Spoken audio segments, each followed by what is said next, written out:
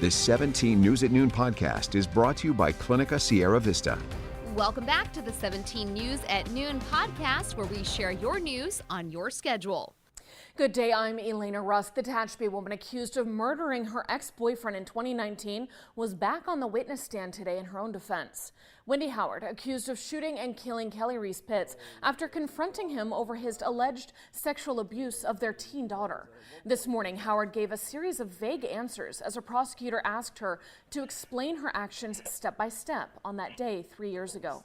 Howard previously told police Pitts yelled and swore at her during their confrontation and came at her on his ATV, striking the edge of her foot. So she backed up and fired in self-defense. But today Howard testified she now isn't certain his ATV even touched her, testifying she felt pain in her foot but can't be sure she was hit. Several prosecution witnesses have testified Pitts wasn't facing Howard when he was shot 3 times. This morning on Sunrise, a co-founder of the Coalition, Survived and Punished, stopped by to talk about why she has been advocating for Wendy Howard's charges to be dropped, saying she is a survivor of an abusive relationship with Pitts. I want the community to know that domestic violence is wrong. It's October, it's Domestic Violence Awareness Month. And I want the community to know that women have the right to self-defense. It appears that prosecutor Eric Smith is trying to make a case that because Wendy expressed anger when she learned that her abusive ex sexually abused her daughter, that somehow makes it clear that she, acted not in self-defense. And I want the community to know that women can have anger and they can have fear at the same time. And just because they're angry, it doesn't mean that they were not in fear of their lives when they act in self-defense. And we should protect women who defend their own lives and defend their families. Now, we extended an invitation to the district attorney's office to join us in studio also this morning to talk about the prosecution of Wendy Howard, but due to the gag order, no one was able to speak. Howard's cross-examination concluded about half an hour ago, and jury instructions will be given this afternoon. Closing arguments then expected to begin tomorrow morning, and Howard faces up to 50 years to life in prison if convicted. Well, continuing our court watch, a woman convicted of a deadly hit-and-run crash on Stockdale Highway more than 2 years ago is expected to be sentenced this afternoon. Last month, Stephanie Henninger pleaded no contest to felony hit-and-run and vehicular manslaughter without gross negligence in connection with the crash near Cal State Bakersfield in July of 2020 that killed a grandmother, 65-year-old Deborah Ann Janot. Henninger faces 2 years in prison.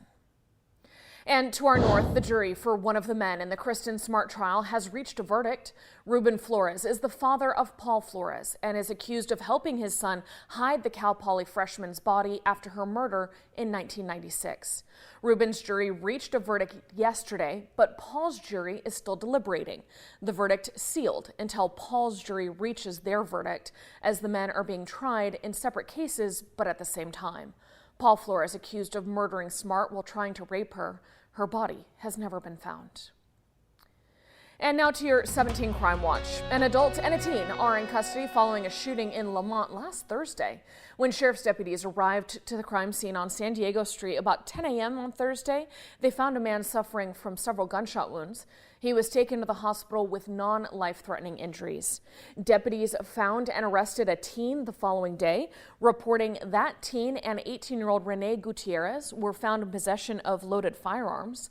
Deputies booked Gutierrez into jail on weapons charges, and the teen booked into juvenile hall for attempted murder and being in possession of a loaded firearm and ammunition. We cannot release that teenager's name because it is a juvenile case. Meantime, we're learning more about another murder in Delano from over the weekend. Police say a Delano resident, 33-year-old Octavio Medina Salas, was shot several times at the Park Place Apartments on 5th Avenue in Delano Saturday evening. He died later at the hospital. Police say if you know anything about this shooting, you're asked to call the department at 721-3369. Hello, this is Tim Callahan with Clinica Sierra Vista, and we're excited to unveil the Community Health Center of the Future, our comprehensive care center. It's located right across the street from Memorial Hospital. We have every service under one roof, from family medicine, OBGYN care, dental services for adults and children, behavioral health, and much more. So find your way to better care at Clinica Sierra Vista this year at our comprehensive care center. Visit our website, clinicasierravista.org, for the latest on this project. We'll see you soon. This morning, the fall honor flight took off for Washington, D.C. Honor Flight 45 taking 97 Kern County veterans to the nation's capital to see the monuments and memorials built in their honor. There are 2 World War II veterans on board, along with 9 from the Korean War and 86 Vietnam vets.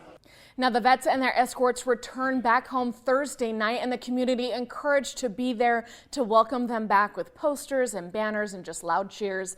At Meadows Field, they're scheduled to land at 6:15. Well, 17 News, your local election headquarters, of course, and voting is underway in Kern County. There are now just 21 days to go until the midterm election. And if you haven't received your ballot for the upcoming midterms, just keep checking that mailbox. According to the Secretary of State, ballots were mailed last week to all active Kern County registered voters.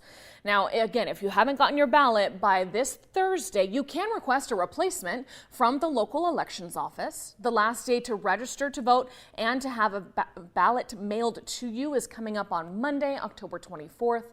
After that, you can conditionally register to vote between October 25th and Election Day, November 8th, at the Kern County Elections Office or at any poll site on Election Day.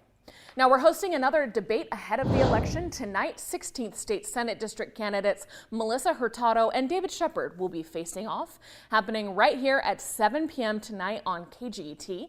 If you have a question you would like to ask the candidates during our live debate, send us an email to 17news@kget.com and type "question for the candidates" in your subject line.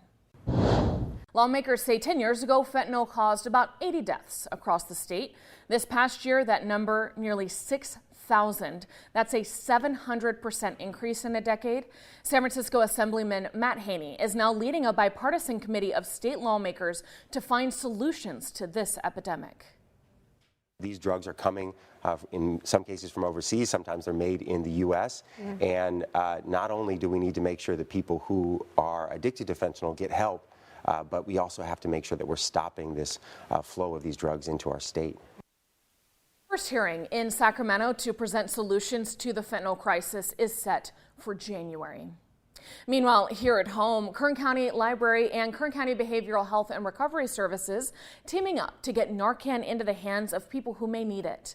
Narcan is the opioid overdose reversal drug.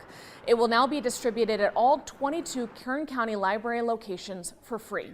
Kern BHRS also trained library staff in administering that nasal spray in case of an overdose. Experts say Narcan is a critical tool in the face of this deadly opioid because there are no harmful effects if it is given to someone who is not experiencing an overdose. 162 Kern County residents have died from fentanyl overdoses between the start of this year and through the end of September so far. All right, well, for comprehensive reporting on this crisis, including Robert Price's in-depth series, Fentanyl, the Counterfeit Killer, visit our website, kget.com.